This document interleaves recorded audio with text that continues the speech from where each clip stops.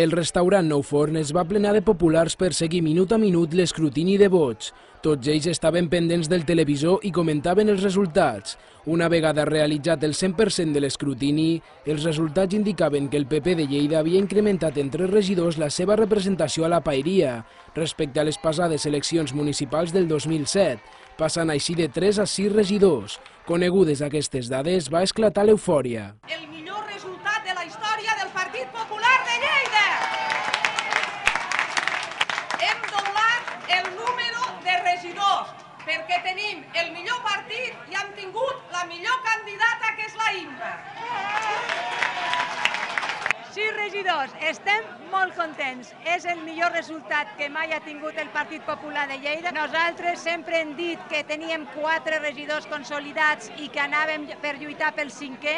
O sigui que això de doblar regidors és una cosa que mai no s'haguessin pogut imaginar. La gent ho passa molt malament, la gent té ganes de canvi i sap que nosaltres som un canvi en garantia, el Partit Popular, perquè a l'època de Felipe González ja va haver una situació similar i nosaltres ens vam sortir. És a dir, som un canvi en garantia. Manso va explicar que al carrer ja veien que la gent estava entusiasmada amb les propostes dels populars i va prometre que treballaran per tirar-les endavant.